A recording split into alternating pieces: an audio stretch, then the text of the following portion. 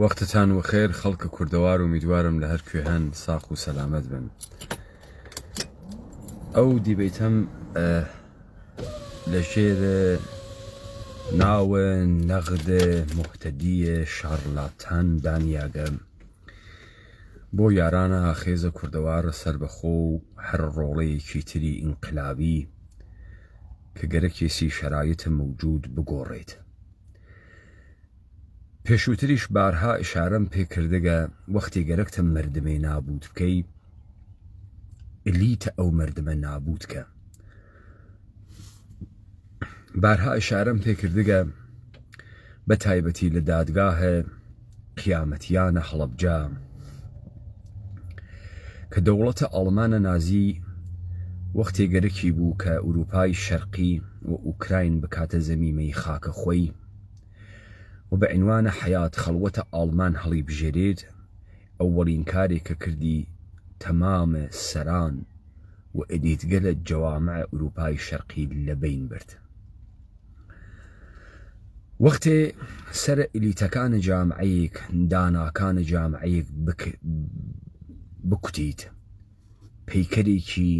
بێڕۆحی بێعەقڵ ئەمێنێتە جێگە کە هەر کەسێک هەر جۆرێ کە مەیلی بوێت بەهرەکەشی لێ ئەکات ئەی چەوسێنێتەوە ئستثماری ئەکا. بۆیە من واجب بوو کە ئەم نەغدە بکەم ئەلا ڕەقمە ئەوەی کە لەم نەغدا ئیمکانی هەست بڕێک دەیتا باس بکەم، بڕێک دەست بۆ تاریخە فەلسەفە بووەم، بڕێک بەحسە مەسائلێک بکەم کە لە بەرچاوە مردم فرە بەدیهیە و ئەوەی بوو گەسە هۆی بەردەوام بوونە ئەم دەسەڵاتە نگریسە کۆرپرێتیە دەوڵەتە یەهودە ئێرانیە ئەقڵێکی سەقەتی گشتیە لە ژێر ناوە کەمەن سنس کە بەسەر ئەم مردمە سەپیاگە و ئەم مردمەی کە ئمڕۆ ئەیوێنین گێژ و وڕ و گەوج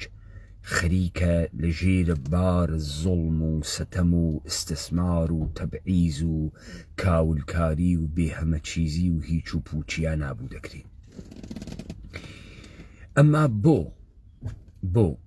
لەناوە ئەم جامعە دەنگۆیە دەرناگرێت من پێشووتر دەرسێکی ئەوەڵ بدەم بە یارانە ئاخێزە کوردەوارە سەربەخۆ.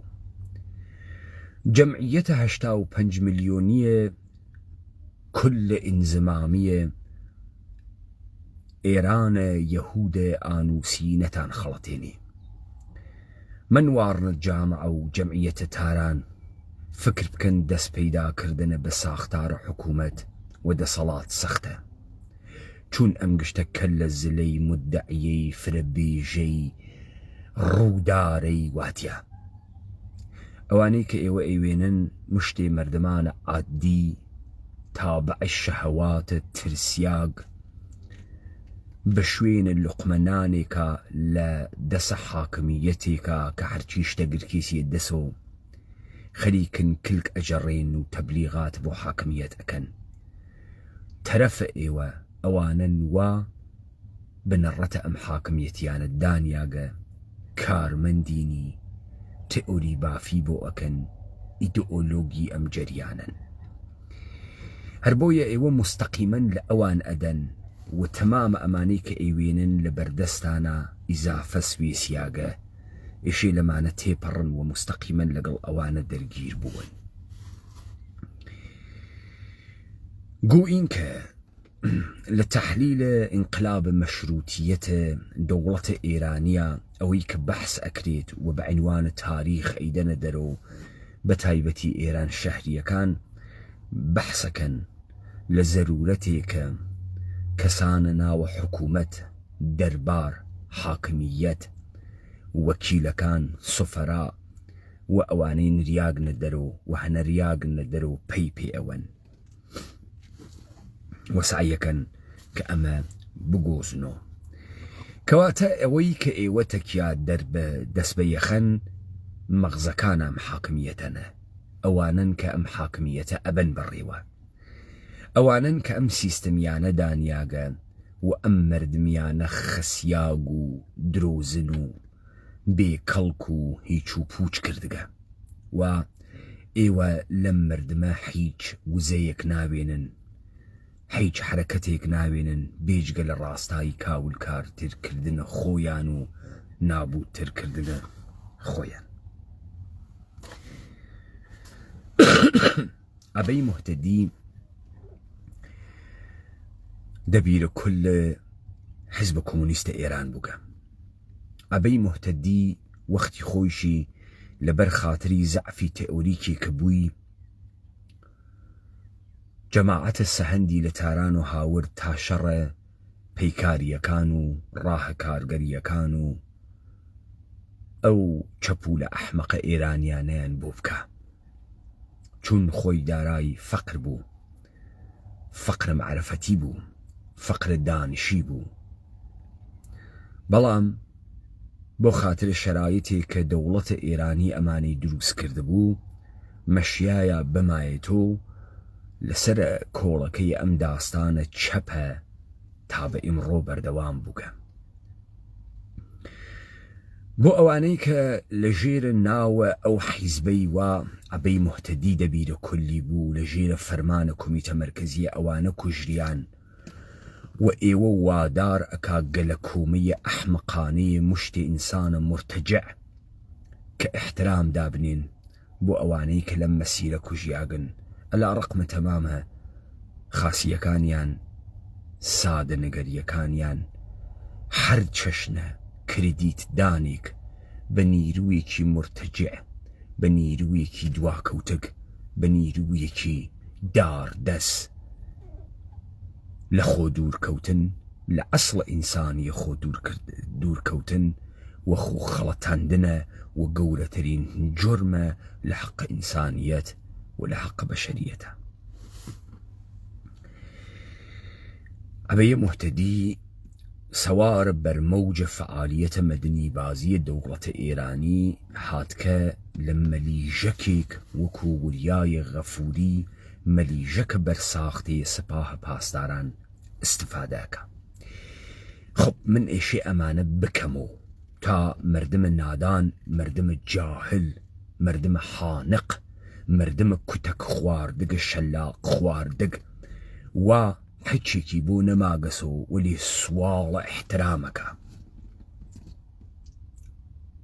بەرخوردی پێ بکرێت تا دەست لەم کاولکاریە هەڵگری. من بۆ ئەڕۆمە سەرم مارکس بۆ خاتری ئەوەی کە ئەبەی موحتەدی و پەیڕەوانە ئەبەی موحتەدی لە ژێرە ناوە کۆمەڵە ئیدعا ئەکەن لە بورهەیەک لە زەمانە لەسەر نەغدە مارکس بەرسەرمایەداری وێسیاون.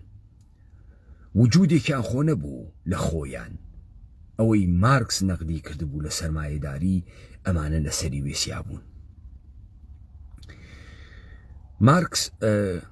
ئەسەرێکی هەست بە ناوە 18 برومرە لوئی بۆناپارت بەڕەسیە ماجەراوی ئینقلابە فەڕەنسایەکە لە ساڵە 1848 و دسامبرێکە کە لوئی بۆناپارت ئەتوانی قودرەت بگری. عەسر کۆمیک بەم جوملە دەست پێیەکە، بەم نەقلە قەوڵە لە ئینگلیس دەست پێیەکە کە لە هێگلی ئەکا کە تاریخ دەفعەیەک بە سوورەتە واقعی و تراژێدی دەرئەکەوێت، جارە دەوەم بە سوورەتە کۆمەدی تێتە دەرەوە. یعنی دوای کەڵەبلیمەتهایەک وەکو مۆنتۆسکیۆ و ڕۆبسپیێر و ژان ژاک ڕۆسۆ و خودە بۆناپارت ئەنتەرێک وەکو لوئی بۆناپارت تێتە دەرەوە. لەوێ مارکس بەڕەسی ئەکا کە بۆ ئەم ئتفاقە لە فەڕەنسا ئەکەفێ و لە بەڕەسیکردنەکەیە ئەگات بە دەهاتی، جووتیارە دەهاتی، و مارکس دا ئەگرێتە سەر دەهاتی و ئینسانە دەهاتی، ئینسانە مرتەجعە ئەحمەقە ئەبلەه دەهاتی. ئەوانەی وا لە ژێرە ناوە چەپ کەوتنە دەهاتی بازی و مقدسکردنە دەهاتی گەری دوایە ئەم حرەکاتە چریکیە کە لە ڕێگەی دێخانەکان و معنای پەیا کرد لە قەرنە بیستۆما کەوتنە بەرجەستەکردنە دەهات وەلی مارکس لە فرە جێگەیەکە هەر چۆن هێگل حملە ئەکاتە دەهاتی مارکس حملە ئەکاتە دەهاتی بە تایبەتی لە هەژدەی برومەرە لۆیی بۆناپارتە بۆ ئەمە مەترەحەکە ئێژێ دەهاتی تەبدیلە بە تەبەقەنەوگە چون تەبدیلە بە تەبەقەنەوگە منافع خۆی ناناسیت دژمنە خۆی ناناسیت دۆسە خۆی ناناسیت بۆیە هەر کەسێک ناویان بێرێت نەک وەکو نوێنەرە خۆیان بەڵکو وەکو ئەرباب خۆیان قبول یەکەن چون ئەمانە لە سنەتە ئەرباب ڕەعیەتی هاتکنە سەدەرو ئەم ئاغایە مارکسە هەروواکە لەم ئەدەبیاتە چەپە بەحسیەکەن تحتەناوە لۆمپەن پرۆلەتاریا تحتەناوە لۆمپەن یا ئەرازل و ئەوباش تحتەناوە تەبەقەیە بێ تەبەقە تەبەقەیە بێ تەبەقە کێس تەبەقەیە بێ تەبەقە هەمان ئەرازل و ئەوباش یا کەسانێکن کە لە دەروونە نەزمە ئیجتیماعی جامعە نیەن وانە دەرەوەی جامعە بە شدەت ضد جامعەن و بە شدەت مورد داردەسە بوژوازین بۆ کوتانە هێزگە لە واقعی جامعە ئەمانە کین ئەرازل و ئەوباشن کین مەسەڵەن وەکو کاوڵیەکان بێتەبەقەن جا کوردە قەومی ئیتنیکی دەقیقەن تەبەقەی بێتەبەقەس کوردە قەومی ئیتنیکی وا هیچ گزارشێک لە خۆی ناتوانێ با وا ناتوانێ بێژێ خۆی کێس وا ناتوانێ بێژێ دۆسی کێس دژمنی کێس وا ناتوانێ بێژێ منافعی کێس و کێ منافعی لە بینەوات تەبەقەی بێتەبەقەس زائدەی تەمەدونیە بۆیە دەوڵەتی یەهودی ئێرانی فرە پێی خۆشە کورد قەومی ئیتنیکی بێ تا وەکو پەز و ماڭا سەری بۆڕێ بۆیە هەڵ ئەگەڕیاوە بەم کوردە قەومی ئیتنیکیە ئەیوت داردەسە ئستکبارە جەهانی داردەسە سەهیۆنیزم داردەسە کشوەرانە دژمنە دەوڵەتە ئێران سوالە مەسە کێ وای کرد بە کوردە قەومی ئیتنیکی کە تەوانە گزارشدانە لە خۆی نەوێت کە منافعی دیاری نەوێت کە دۆس و دژمنی نەوێت کە تعریفی لە خۆی نەوێت کێ وای پێ کرد کێ وای پێ کرد کە خوێنی حەڵاڵ بێ حتا بە ئەندیشەیە چەپە ئەبەی مۆحتەدی وەختە خۆی خوێنی حەڵاڵ بێ چون زائدە بوو چون حاشیەی تەمەدون بوو و ئەمما بێنە سەرە ڕەوەندێک کە تەی ئەکرێت ئەبەی مۆحتەدی تویتی کردە مەطلەبی نووساگە هەرچیەکی کردگە وای وتکە دەرمەوردە ئەنتەرێک بەناوە وریا غەفووری شەق لە تۆپدەرێکی عاملە سپاهە پاسداران فوکریاگە دروستکریاگە تەوەسوتە سپاهە پاسداران نووساگێسی عشق صادقانە و ئەحساس مەسئولیەت نسبەت بە مەردم و سەعادەتشان ئەندوه ئەز ڕەنجها و ئومیدە بە ئارزوهای بەرحەق بشەن بە وریا غەفووری بزرگترین ئەنگیزە بەرای ئبراز شەهامەت بەخشیدە با میلیۆنها قەلب قەلعەی شکست ناپەزیر ئەز عشق و حمایەت بەرایش فراهەم میکنیم کاری کە ئەز هیچ دەستگاه تەبلیغاتی یا سەرکوبگەر نەمیایەت کارم بەم تورڕەهاتە نییە کە نووساکتە بێ مەسەری چەنێ تورڕەهات و چەنێ بێ مەعناس ئەبەی مۆحتەدی بو إحساس المسؤولية عشق الصادقانة نسبة بمردم وسعادتي لتوي أنتر شارلاتان أو أنجيزة دروسناكا بعنوان الرهبرة حزبك لشرايط عيني ومادي قسبكي كإيجاد التحول وقيام انقلابك أأمانيتو بحسيكي عبي مهتدي مسائل أخلاقية ماركس لمانيفستكي كومونيستا خوي بمصلحة أخلاقي نازانيت سوسياليزم التخيلينية مصلحني أبو يقندات زوي كابتالا نسيت نخد برنامج قطاع نسي هجدهما برومرة لوي بونابارت نسي نخد كاتو نخد تو رهبر جرياني كي چپي تو بو أرويتناو وادي أخلاق تو بو أرويتناو وادي مصلحي أما أجر بوبوليزم نية بوبوليزم مردم أحمق كنية كاوراي كلاو بردار الشارلاتان تو أم قسانة بو أكي أي تو بو لشرايط مادية مردم قسناكي بو چون أجر لمقصبكي در أكوي توك چكاري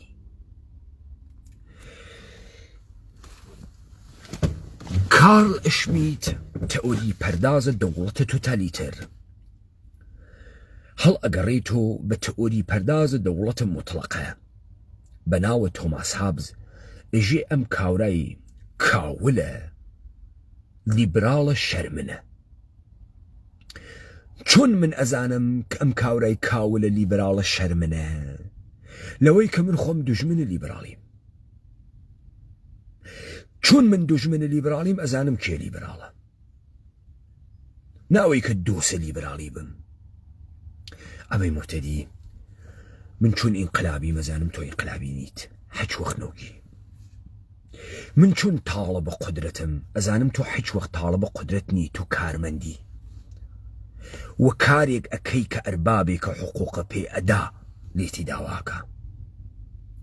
چون من طالب قدرتم گرك ما قدرتي دروسكم بي هيلمو مانايكم أزانم أواني حكومة هريم حج كاميان رهبر خود ساختنيان وحج كاميان بشوين قدرت واقعيا ناقرين وكار مندن لبي دانشكن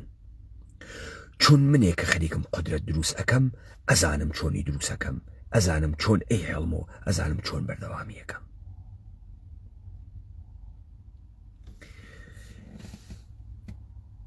أم ترهاتي واتون ساكتة با من معناي كمو بتايبتي لدوران أخيرا كإيوة كي جيجنس جامعي مدني بازي سيفيل سوسايتي أوي كهقل بحسيكا أوي وأم مردم نايزاني جهالة خراويكا ودولة إيراني ومتفكرين دولة إيراني باستدلال قرى برونو باور درباري مسألة يهود حملان بإيوي قومي إتنيكي أكرد نتانتواني جوابين چون إيوي جاهلن آكيوتان نية نيستان أقلتان نية مشتي قلب پرستي هل پرستن مشتي برساختي دروس كرياغن أون النبوغتان تيانية چبرسي بأون الشرافت إنسان أقلي بيو شرافتي هز كرو قاتلو حيوان وأمانخو شرافة ومرافت سرين هاويتو شرم سرين هاويتو إيوه نيستان چون أقلتان إيوه نكر وقاتل حيوان نيستان أم مردم إجي من حق مهسو ما فمهس فكرك حرواج تعجيبي كي ودكم وأجزي كردقا أم قسلك شويتيت أما فخوازي وحق خوازي لكيوتي كورا فكرك فرب بديهية نازاني مثلا ما فمروف حقيقي سياسية طبيعينية سياسية هل وقتي ميلي أميولة ياسين وهل روسيا وتي أوكراين كشوئرنية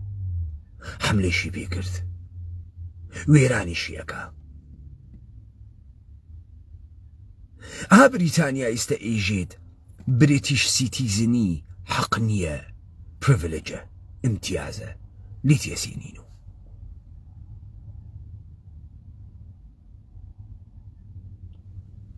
وەلی ئەم مردمە چون جاهلە نەفەهمە بێسەوادە فکرەکە مەشتە بەدیهیە کە خوا بە هەدیەت پێداگە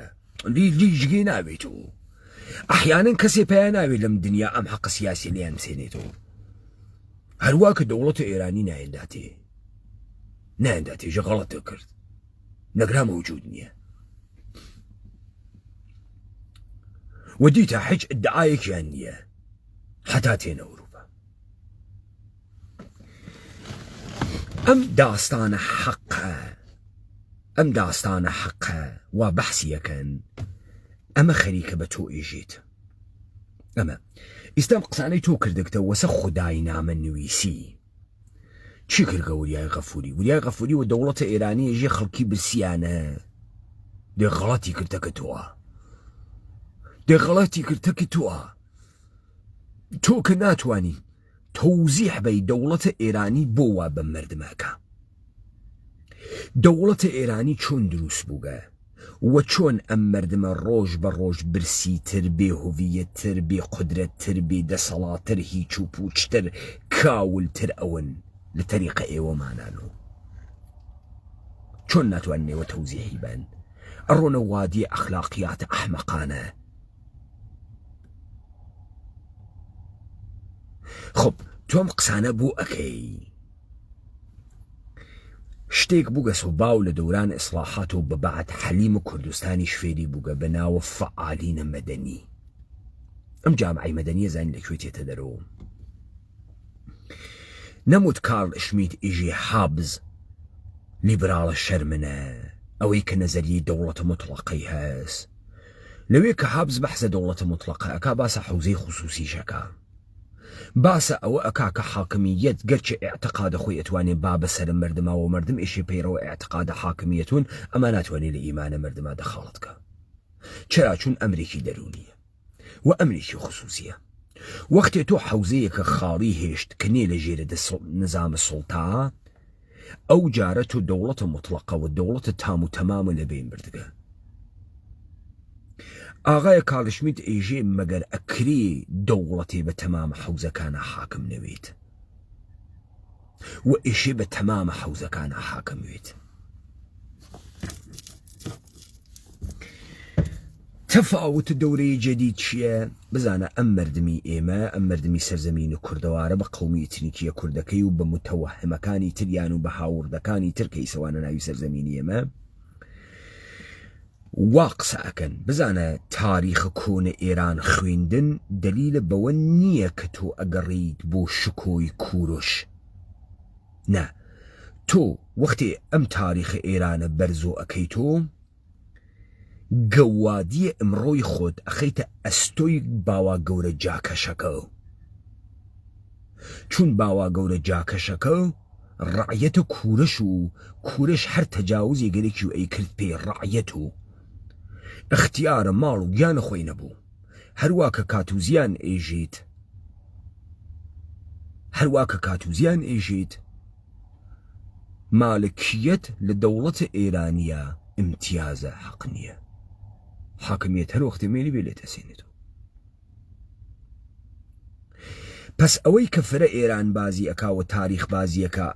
گەوادی ئەمڕۆیە خۆی ئەخاتە ئەستۆی باوا گەورە جاکەشەکەی و شوێنە شکۆی کوورشە ناگەڕێ چون لەوێ ڕعیەتە بنە ڕعیەتوگە ئۆ بژە بووگە مکەلەف بووگە لەذا خودای نامەی بۆ ئەنووسن نەسیحەتە حاکمەکەن دەسێ بێرەوە سەر ئەم ڕعیەتانتە خراوە عیبە لاوە تخوا برسیانە تۆزێ نانیان پێبە وەلێ مارکس وا نایژێ مارکس ێژێ سەرمایەداری مەحتومە بە نابودی و نابودی ئەەکەین سەرمایەداری گۆڕکەنانە خۆی دروست کردگەوە ئێمە نابودی ئەەکەین و دائنیشێ بۆ ئەمە دەیان کتێ و سەفتاکە ئامە سابتکە وەلی تۆ نەسیحەتە حاکمیەتەکەی یەواشتر تەجاوز بکەوە خەڵکەکە لوتفەن تا تۆ بیت و کوڕە خاسە بابێنە سەر حەوزەی جامعەی مەدەنی ئەوەڵەن جامعەی مەدەنی حەکێک نییە بێجگە لە مناسباتە اقتصادیە نظام السلطة نويت مناسبات الانحسار مطلقية عوامل قدرة نويت حجك ترنية بلام برادران اسكتلندي وتيان لنا وجامعي مدنية إنسان بآزاديكا تجربة آزاديكا لحوزي دولة واودرو چون ترانزاكشن سورة تقري ودواي ترانزاكشن رفعتي تدرو وأم حوزة حاكمية ناويتيا دخلتك وأم حوزة سكا أتواني بربا قدرة حاكمية بقري لشريقيكو للريقي اتحادية كانوا للريقي سنديكا كانوا للريقي كوربريشن كانوا چون اوان منافع خوين اوان برو در نتيجة منافع امان تك منافع حاكميتها لتزاد قرار قري وحاكمية مجبولة باشك شبكات وبرات الدواوة اما در مورد كوي خليكنا مقساكن در مورد اوروبا در مورد كيها در مورد برادران بورژوایی که ورده بقدرتی که ایگرن تی چندین قرن دوای اوی که به همه چیزان بکار اون بو انقلابات بورژوازی تثبیت پایکان خویانه کن هر لأولی شو روابط مادی مناسبات اجتماعي اقتصادي وسياسي وليد انحسار عديك دي لدولة إيرانية وانحسار مطلق مبادلة والدسيا دمي قركبا كنا رسكا كوا وعباس أمانة كتابي نوساقا لإيران مدرن إيجي شا عباس أهولين بازرقان انحسارية دولة إيراني بوغا تا أم دقيقة أنك تناوي أني دولات مطلقا انحسار مبادلة إلى سرزمين ما قرك سدسو كنترول بول والدسيا والروابط إنسان كاني لحرشي رابطس دامالي قوة تبديلي كرقا ببيوند بولي ديتو لوها فزايكا أحيانا داني عنترليتي تدرو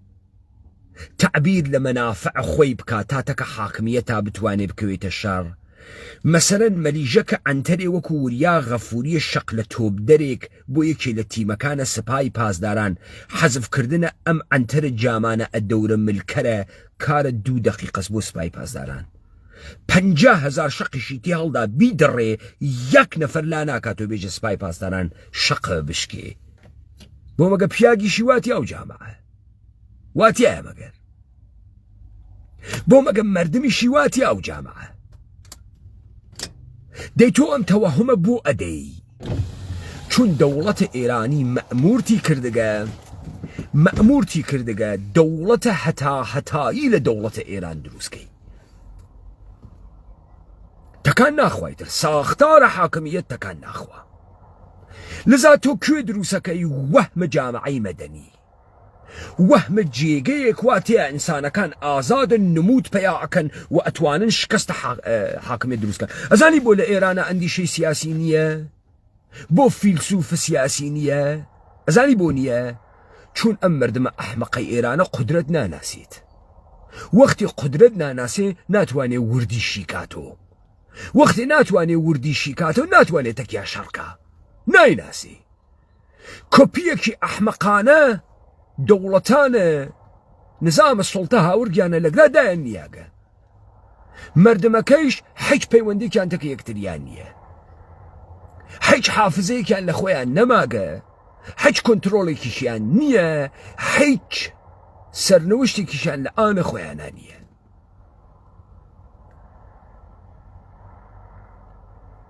بس ام حوزي جامعي مدني استخريكة شيئكا خليك الدولة إيراني مانا أكاتوب لبروي بربا انقلاب بقري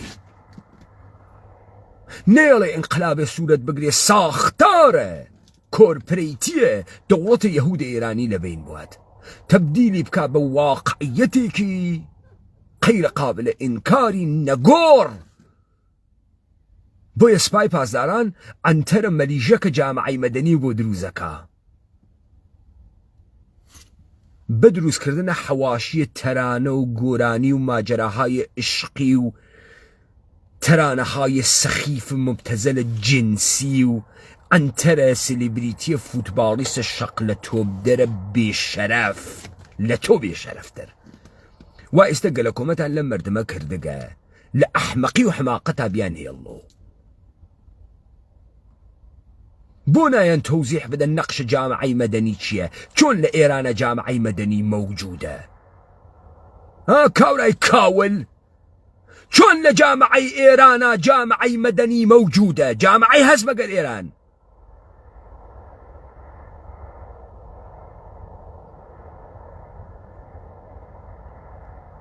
چۆن لە سەرزەمینێکە دەوڵەتێک بە تاراج مەنابع ژێرزەمینی کە خۆیان پێژن دەوڵەتە تجاری انحسارە مطلق دەرامەد و پوڵ و قدرەت و مالکیەت وا لە دەستیا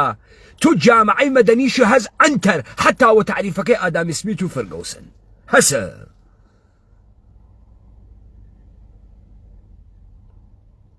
تا بتوانێت تعبیرە لە مەنافع خۆی بکات تۆ مشتێک کارمەندە هەست کارمەند بەناوە معلمان ئەنتەر کارمەند وەختە خۆی لە ئینقلابە فەڕەنسا کردیانە تەبەقە هێگل هاوردی بەحسی کرد وتی ئەمانە کارمەندانە دەوڵەتن کارمەندانە دەوڵەت ناوێت تەوەقوع مادیان بوێت بۆیە لە دەورانە ناپلئۆنە هاتن کۆنکوریان دانیا وتیان امتیازاتە کار بۆ حکوومەت لەغف بوو ئیتر کاورای ئەشراف وە فلانە پۆستی لە دەسا و قازی و ناتوانێت کوڕەکەی خۆی بخاتە جێگەی خۆی لذا ئێمە کۆنکور دانین تا هەر کەسێ شایستگی هەست بێت بڕوا لەوێ بێتۆ کارمەند و دەوڵەت هێگل ئێژێ دەوڵەت وەزیفەی هەست ئەمەن ئەوەنە بەمانە حقوق بدات کە دووچارە فەساد نەون لذا ئەمانە احتیاجیان بە ئیتحادیە نییە نیسیان ئیسا تۆ ئەنتەرە دروست کردگە بەناوە معلم سنفە معلمە کارمەندە دەوڵەت تێتە دەرو داوای پوڵەکە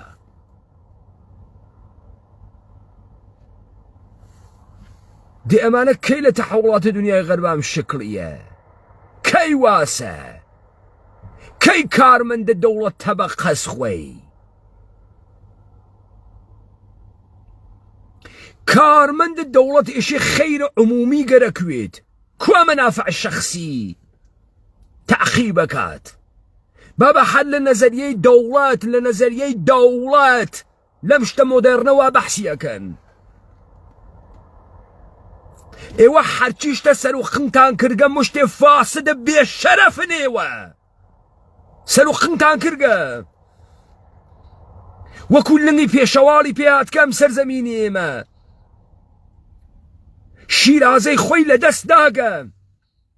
یەکێ نییە لە تۆ سوعالکە کێ هەزینەی ئەم حیزبەی تۆ ئەدا بە تۆ بۆ ئەیدەن پێت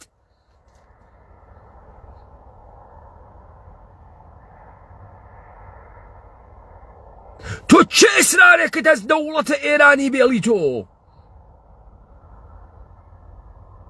بۆ تەوانە نەخدە دەوڵەتە ئێرانیت نییە تۆ بۆ تەوانە ئەستاندنەوەی مەشروعیەتت نییە تۆ بۆ ناتوانی حەل لە قەدەمە ئەوەڵ لە بەرامبەرە قانونەکەیە بوێسیت قانون کورە با بتگەڕێنمەوە بۆ نەخدەکانم مارکس لە قانونە ممەیزیە قانونێک کە دەرڕاستایە ئازادی و حقوق تەبیعیە ئینسان نەوێ قانون نییە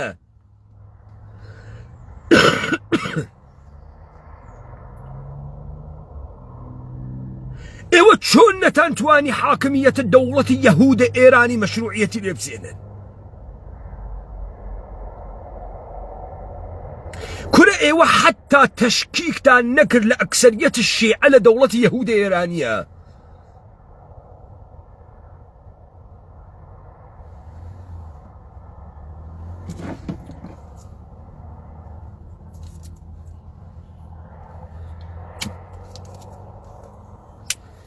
ئیسە تۆ چیت مەلیژەکە جامعەی مەدەنیت رهبر حزب سياسي قومي اتنيكيت مطالبة خوازة حق خوازي بكرامة حق شمول إنسان كاك أقلي هس ذات خرد قراس داراي خورشید درونی و خورتاو درونی بناو آزادی و تعقیب آزادی اکا کرب بالشرف ایوه قشتتان تعقیب نوکری اکن ایوه بشوین هتای کردن کویلیتیا ارون كوا ايوه شامل حقوق اكن كإنسان مين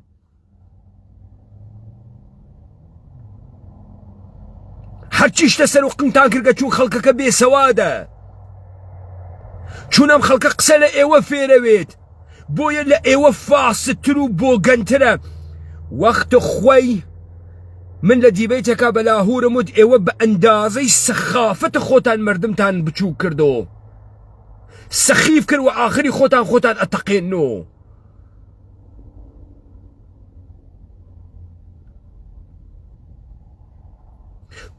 پرو يقالك ومتان لمرد ما كردقا ام نزمو سيستم دا پلوسينه ده هيچو پوچ سازه بي همه چيز كره بي الله بسر مردمه استمردمه که خاص قرياقه و جانيانا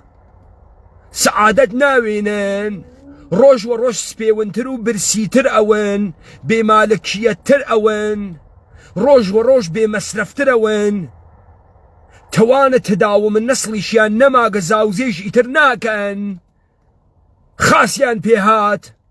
جهالتش تخراويك خيلش تخراويك مردم فاسد ايوا محاصرتان كردقا وفاسدتان كردقا لما خراو تريبيتي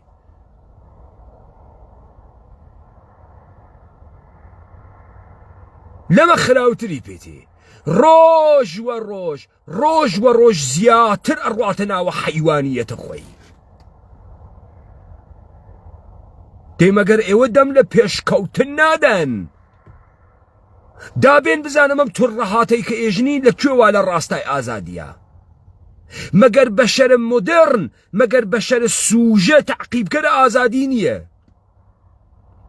مقر بشر السوجة داراي حق أصلية مالكيتنية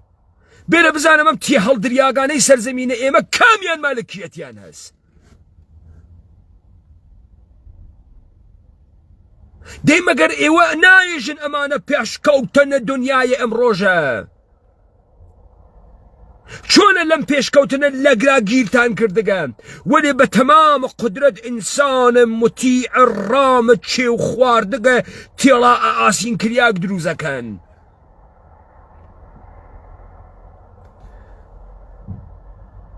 الانقلاب فرنسا تعريف آزادية كايجي آزادي يعني قادرية إنسان بو أنجام دان هر كارك بشرطي حق إنسانك ترزا يعنكا استكي مشخصي أكا حق إنسانك تركامسا قانون مشخصي أكا بوي قانون تجسم يافتقي آزادية لجامعيكا دابين تيحل درياق دابلوس ياق بقوانين غربيتو وبقوانين دولة يهود إيرانيتو وبأنشك بي إيجي قانون بيريتا للراستاي آزادية إما السنق محكي لي بين كد بيشرفينا شارلاتانيز مش حدك ياس مشتبي آي كيو فاسد ابن فاسد والدنياتن بلجن كيشاقا ايوه كوميدين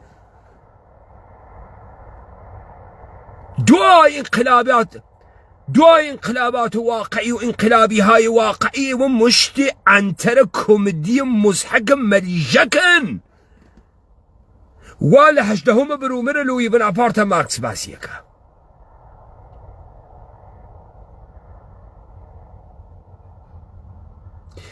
ايوه انشك حوزة جامعة مدنية احيانا ايش الدولة بتشوكو كاتو بيوات الدواء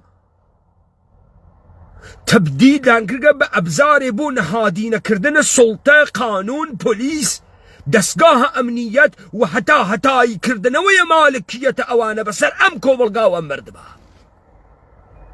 اما نقشه فعالین بدنی ژێرخەوە سەپای پاسدارانە کاورای کاول دەهاتی ئێوە مشتێ دەهاتی زوانی سەقەتە دەهاتی ڕەوابەتی مەحدودە ناتوانێ گزارش لە مەنافع خۆی بدات دەهاتی بە سوورەتە تەبەقە دەرنەهاتکە دەهاتی هۆڤیەتی نییە دەهاتی چێو خواردەگە ڕعیەت سەفەتە ئەرباب خوازە ئێوە گەشتتان دەهاتین ڕعیەتە بنە ڕعیەتن بنە جوولەکەی بێشەرەفن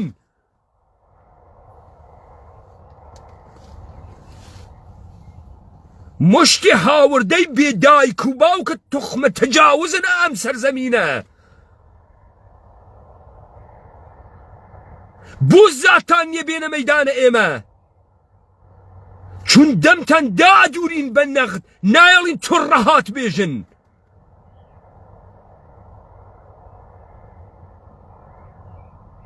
خەجاڵەتیش بکێشن تۆزێ شەرم بتانگرێ پەز و قاتر و حەیوان و بێشەرەف و گەوادینە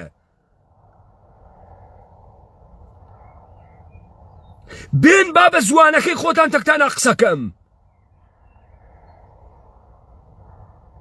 وا بە بەرچاوە ئەم مەردمە لە شەرایط مادی زندگیانە ڕۆژ بە ڕۆژ ئەمانە بێمالکیەتتر بێهۆڤیەتتر بێدەسەڵاتتر کاولتر ئەحمەقتر نادانتر متەوەهمترەون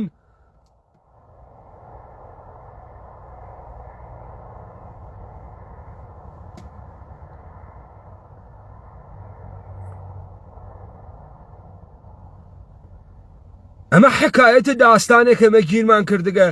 مشتێ بەچە ئەحمەق بەچە پڕڕووی دەهاتیاتگەنەگرا بە نەسایحە ئەحمەقانەیە محەڕەماتە ئیسلامی و قسەهای ئەحمەقانەیە مصلحانەیە ئەخلاقی ئەوە لەگرا بە شەردۆست نییە گشتی بە فکر خۆیەسی دەی گشتی بە فکر خۆیەسی مەگە جامعەی لیبراڵی وانیە مەگەر ناوێ گشتی وە فکر خۆی وێت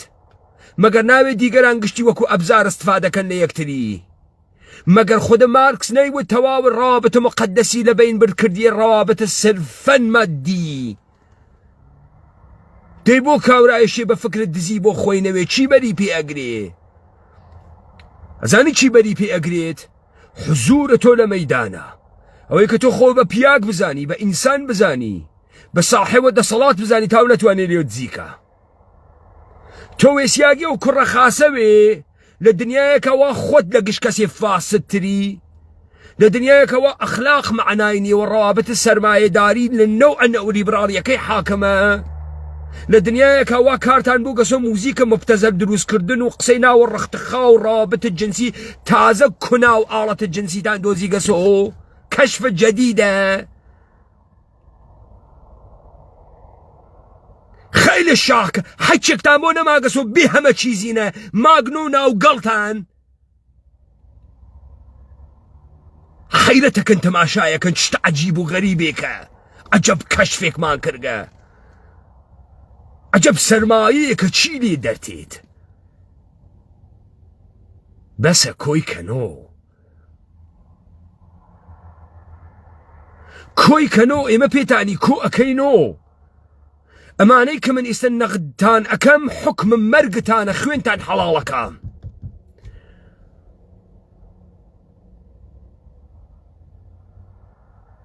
بۆیە ئێوە شاهدن لە طی اتفاقات گذشتە لەم سناریۆ سازی و ئاعترازاتە ئەحمەقانە و مردمە برسیە مامر دزە مامر خوەرە مامر خواز کاورای کاول تۆ لە حەوزەی ئینسانیتە ئەوەنە شعورە نییە ئەوەنە کەرامەت بۆ خۆت قاعل نییەی تۆ حتا نیاز ناناسیت چه نیازە مادی چه نیازە ڕۆحی ڕەوانیە کە هەسە نایناسی تۆ منفعەت تەڵەبیش نییەی پوورپەرستیش نییە کورە حەج کامیان نییەی فاسد نۆکەری ڕعیەتە بنە ڕعیەتی جامعەی ئێمەتان وا پێ کردگە دەریغ لە تۆزێ شکۆبتان وایە مۆشتێ داهاتی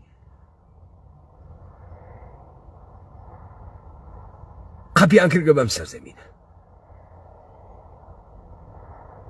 لایەوە خۆش